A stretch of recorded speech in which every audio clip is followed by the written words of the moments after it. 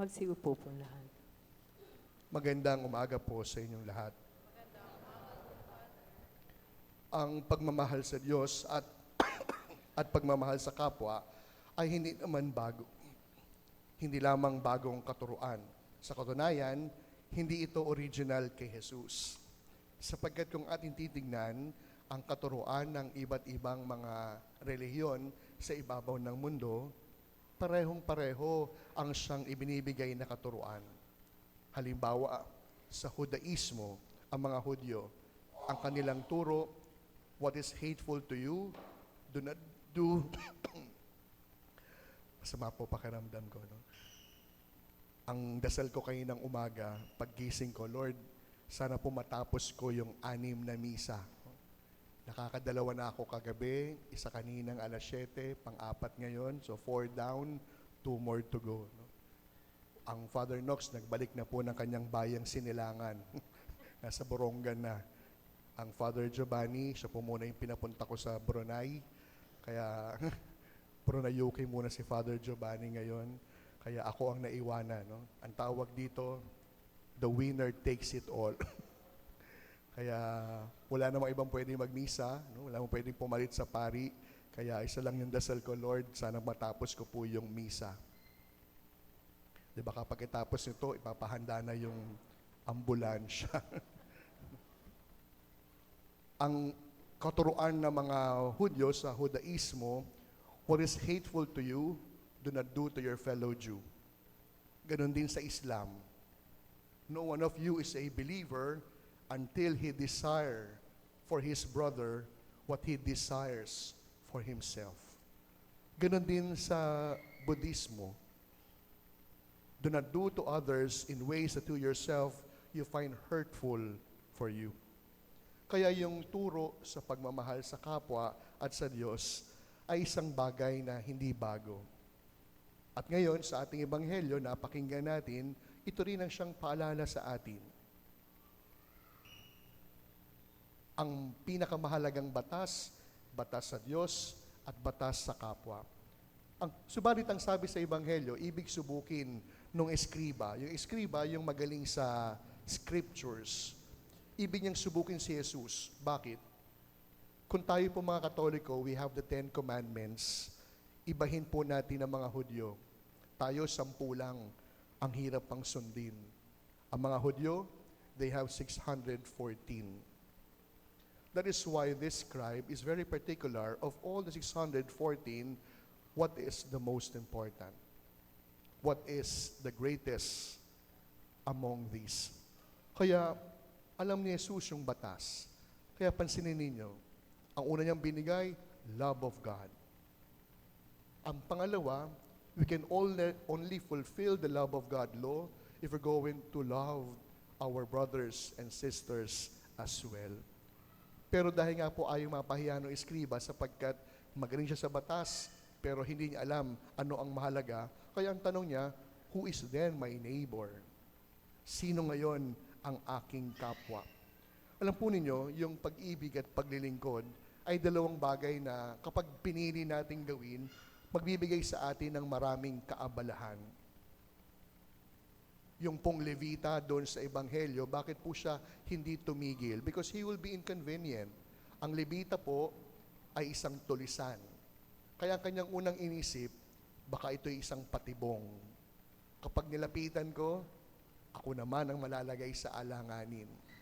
Ganon din po yung saserdote, yung pari pamandin. Nakita niya, pero bakit hindi po siya lumapit? Sapagkat siya po ay patungo sa templo. At kapag ikay patungo sa templo, dapat ikaw ay malinis. Kapag hinawakan mo isang taong duguan, you will be tainted with blood. Kaya, hindi niya na nag-aksaya ng panahon upang ito'y tignan.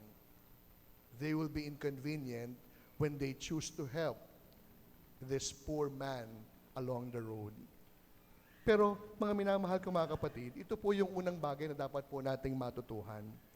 Kapag nagmahal po tayo, posible po tayong masaktan. Kaya yung iba, mas praktikal. Dahil ayaw masaktan, hindi na lang magmamahal. Hindi na lang maglilingkod. Kasi sapagkat yung iba, meron naman talagang ipantutulong, pero dahil nadala, ayaw nang tumulong. Nung unang dating ko po dito sa Peña, isa po sa mga unang bagay na ipinatupad ko, yung walang lalapit sa opisina na aalis ng walang dala.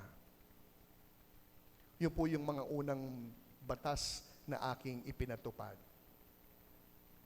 Kaya pong noon dati, no, pag po magbibigay po tayo sa mga street dwellers, no, sasabihin po ng mga iba nating staff, "Father, nakakailan na yan. Father, bumabalik na naman yan. Naku, Father, nanloloko lang yan." Kaya ang lagi ko pong paalala sa kanila, dalawa lang. Una, hanggat tumatanggap tayo ng kabutihan ng iba, wala tayong karapatang magdamot. Totoo po yun. Tumataba po ako ng ganito dahil sa dami ng taong nagpapakain sa akin. Anong karapatan kong magdamot sa ibang tao? Pangalawang paalala ko sa kanila, kung lahat ng lalapit sa atin, pagdududahan natin, wala tayong matutulungan. Aminin ninyo, may mga pagkakataong ganyan din po sa ating buhay. Ang unang tingin minsan ng iba, namamalimos ka? Ang laki ng katawan mo ha. Nangihingi ka na limos? Naku, baka sindikato yan. Kaya sabi po nung kaibigan ko, alam mo Father, isa lang po yung dasal ko, sabi niya, huwag po sanang dumating sa puntong hindi ako magbibigay ng tulong, hindi dahil wala akong maiabot. Ayoko pong dumating, huwag sanang dumating yung pagkakataon na hindi ako tutulong kahit mayroon akong pantulong sapagkat nadala ako. At yun po yung ibinibigay sa ating paalala. Sabi po ni Pope Francis, marami pong gumagawa sa atin nung kanyang sinabing, loving by substitute. According to him, when we love by substituting, we intellectualize, we box even our loving and serving. You always love the person from a distance. Ano ibig sabihin? O sige, magmamahal ako pero hanggang dito lang. Kasi nung minsan may tinulungan ako, naku, humingi ng kamay pati paa. Yung bang nadala. At ito po yung isang bagay na hindi magandang mangyari sa atin. We love by substitution. We live in a culture of self-defense. Dahil ayaw masaktan, hindi na lang magmamahal. Dahil ayaw mabigo, hindi na lamang maglilingkod. At ito po yung pamantayan nung Levita at nung saserdote. Maybe they really felt mercy towards that man along the road. But since they don't want to be inconvenient, they rather not to do so. Kaya yun po yung unang paalala po sa atin. Huwag sanang dumating yung panahon sa punto ng ating buhay na kahit meron tayong pantulong, meron tayong pang-abot, merong pangbigay, hindi natin pipiliin sapagkat nadala tayo. Sapagkat ayaw nating maloko. Kaya alam niyo, ang ginawa ko po dito sa ating parokya, hindi naman lalapit siyang mga yan kung sakaling nanloloko man, hindi lalapit sa mga yan kung walang pangangailangan. Dahil ang kailangan mo naman, pagkain, hindi kita bibigyan ng pera. Bibigyan kita ng makakain. Kaya nakipag-collab po ako dun sa mga karinderya sa Burgos. Pag nakatanggap po sila ng stub na may stamp at may pirma ko, kanin, ulam, na pwedeng mapakinabangan ng pobreng lumapit sa simbahan. At isa lang po yung aking goal, nanloloko man o hindi, isa lang po, maalala sana ng mga taong ito na sa panahon ng pangangailangan, hindi sila binigo ng ating simbahan. Sino ang aking kapwa? Yung marunong magmanasakit. Hindi lamang sapat yung naawa. Pangalawa, malimit kapag napapakinggan natin yung salitang Samaritano, automatic na idinidikit natin ang salitang mabuti. Have you ever wondered Bakit kaya mabuti yung ginamit na salita? Pwede namang ang mabait na Samaritano. What is the difference between mabait and mabuti? Simple po lamang. Yung mabait, nagpapakita ng kagandahan sapagkat maganda ang kanyang nararamdaman. Parang ganito, dahil tinatrato po kayo ng mabuti at tama, magiging mabait kayo. Pero kapag hindi na maganda yung pagtrato, sasabihin ninyo, patay ka sa akin ngayon. Ibig sabihin, yung taong mabuti, hindi nagbabago. Maganda man o pangit ang karanasan, nananatiling mabuti. Kaya ngayon ang tanong, paano ba maging mabuti? Paano ba maging isang mabuting tao? Maging mabuting Kristyano? Maging mabuting taga-Peña Francia sa pamayanang ito? Sigurado po ako, lahat tayo sa loob ng misang ito, nagnanais nating maging mabuti tayo. Tama po ba? O baka mali po ako ha? Baka may mga taong gigising sa umaga, maghahasik ako ng lagim buong maghapon. Sigurado naman ako lahat tayo nagsisikap magpakabait. Nagsisikap maging mabuti. Kaya ngayon, hayaan ninyong 3 bagay ang ibigay ko upang mapagsumikapan natin maging tunay na mabuti simula ngayong araw na ito. Una, ang kabutihan ay ating nadadaanan. Ang kabutihan nadadaanan. Anong ibig ko sabihin? Sa Ebanghelyo, tumambang sa Samaritano yung lalaking sugatan sa daan. Nadaanan. Ganito po yung tawag ng kabutihan. Hindi kinakailangan maghanap upang tumulong. Hindi kinakailangan ilinga yung ulo upang makahanap. Baka nga po yung katabi nyo ngayon, kapong nangangailangan ng inyong tulong.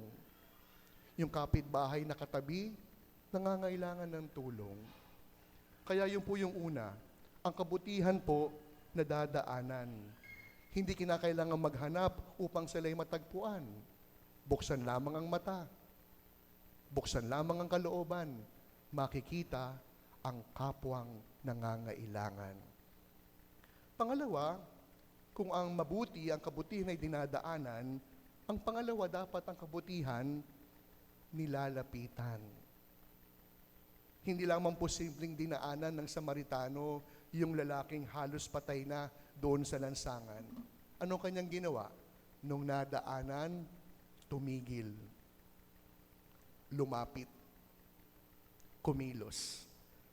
Sa panahon ng pangangailangan po ng kapwa, tayo po ang lalapit at magkukusa. Madalas po ang tunay na nangangailangan, wala silang tinig, walang lakas, walang kakayahan, walang alam, nahihiya, o marahil nasayo na sila sa kanilang nakalulungkot na kalalagayan. Kaya bilang isang taong may malasakit, kapag nakita at nadaanan ang isang taong nangangailangan, hindi po sapat na sabihing, kawawa naman siya. Kilala niyo po si Erickson, yung bata pong malimit pong pumupunta dito na taga-ibang barangay. Aaminin ko sa inyo, may isang lumapit sa akin, matanda na po siya. Matanda na. Sabi niya, Father, kaya nawiwili si Erickson pumupunta dito, ini-spoiled po ninyo. Sabi ko, si Erickson, wala namang sapat na isip. I don't think alam niya ibig sabihin ng pagiging spoiled. Kaya sabi ko, kung ang isang matandang kagaya nito, ang tingin niya sa paggawa ng mabuti kay Erickson ay pang-i-spoiled, kawawa naman. Aamin kayo, sigurado, kapag nakita niyo si Erickson sa kalye, natutulog doon sa bakery, sasabihin, kawawa naman. Ang tanong, matapos tayong maawa, ano po ba yung ating ginawa? Matapos tayong mahabag, inaanyayahan tayong kumilos at ipadama ang habag na ating naramdaman. Sapagkat ang kabutihan po, may kamay, may paa, may tenga. Sa madaling salita, ang kabutihan, may puso. At panghuli, ang kabutihan, matapos madaanan, matapos lapitan, ang kabutihan, binabalikan. Sapagkat ang tunay na kabutihan po, hindi lamang minsanan. Ang tunay na kabutihan, binabalikan. Pansinin ninyo, hindi na kontento yung Samaritanong buhusan lamang ng alak yung kanyang sugat. Dinala sa bahay panuluyan at nabigay ng pabilin. Alagaan mo siya, pag may kulang, babalikan kita. Ibig sabihin, ang kabutihan po ay lifestyle. Goodness is a lifestyle. Pag sinabing lifestyle, bahagi na ng ating buhay. Parang pagsasabi ng thank you, naalala nyo, sabi ko, isang gusto kong pasimulan sa Peña Francia, yung grateful attitude, na mabuksan yung ating isip na marami tayong dahilan upang magpasalamat sa Diyos.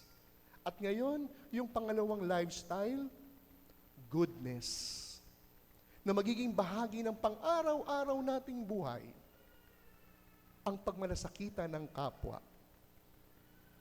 Very timely po yung homily ngayon, kasi alam nyo kagabi, natulog akong mabigat yung aking dibdib.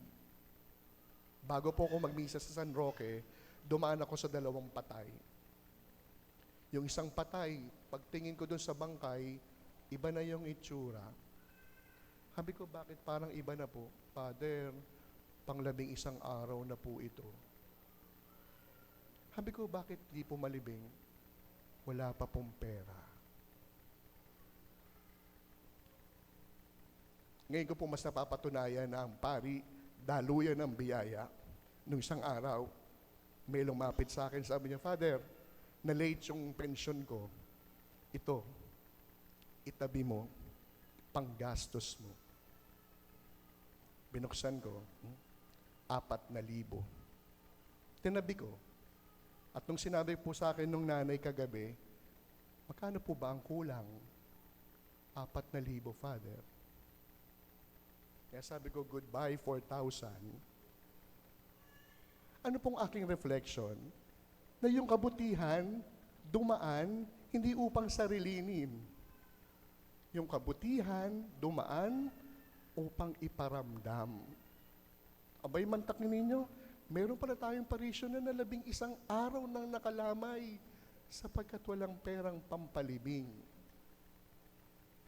Gusto nyo pang saktan ko yung kalooban nyo? Isa pa. Pangalawang patay, nagbigti. Sabi ko, wala ho bang siyang kakwentuhan? Alam nyo, nalungkot ako. Kasi yung kamatayan, malungkot na po yun eh. Yung pang dadagdagan mo pa ng lungkot dahil kinitil yung sariling buhay, parang sobrang lungkot. Sabi po nung kapatid, oo nga Father eh, 1 buwan na po siyang lumalapit, hindi na daw po niya kaya. Eh, hindi ko naman po inintindi, akala ko po nagbibiro lang. Alam niyo, napaisip po talaga ako kasi sabi ko, siguro kung merong sumeryoso sa kanya, siguro kung merong nakabalitang meron tayong counseling every 4th Sunday of the month, siguro hindi niya kinitil yung buhay niya. Simpleng malasakit. Samantalang kami po mga pare, tumataba kami sa pagkain binibigay ng maraming tao. Pero meron pala akong parokyano, 4,000, ni walang pampalibing. Kaya ngayon, sabi ko sa kanya, ate, sunod po kayo, kunin niyo po yung pera para bukas po, may libing na po si kuya. At yung pamilya, sabi ko, hindi natin mababalik yung buhay niya. Ngayon, mangako kayo, hindi na mangyayari ito kusong sino pa man dito sa ating pamayanan. Mantakin ninyo, simpleng kwento lang, simpleng malasakit, simpleng paalala, simpleng pag-abot. Isang kapwa ang mananagana. Pero dahil walang nakaalala, isang buhay ang nawala. Kaya mga minamahal ko mga kaparokya, naiiyak ako kasi sabi ko, tamad ba akong pare? Bakit may namamatay sa aking pamayanan? Bakit merong hindi nalilibing? Gayong ang dami nating programa para sa mga nangangailangan. Isa lang ang sagot kaninang umaga. Merong kapwa na hindi nagmalasakit Merong kaparokya na walang pakialam. Merong isang taong dumaan lang na awa at walang ginawa. Kaya sa misang ito, mga minamahal ko mga parokyano, hindi siguro kalabisan kung hihingin natin kay Jesus, Lord, tulungan mo ko maging mabuti. Maging mabuti hindi lamang sa loob ng tahanan. Maging mabuti kahit pa sa labas ng pamilya. Magkaroon hindi lamang ng awa at habag, kundi kabutihang uuwi upang may gawin, upang pagmalasakitan ang sangkapwang nangangailangan. Kaya sa pagpapatuloy po ng ating pagdiriwang, hingin po natin yung biyayang yun. Kahit simpleng lang, Lord, tulungan mo kong maging mabuti. Mabuti upang makita na ang bawat nangangailangan na dadaanan ko lamang. Mabuti nang sa gayon, after ko madaanan, aking lalapitan at pagmamalasakitan. At panghuli, ang mabuti magiging bahagi ng ating pang-araw-araw na pamumuhay sapagkat ang kabutihan binabalikan.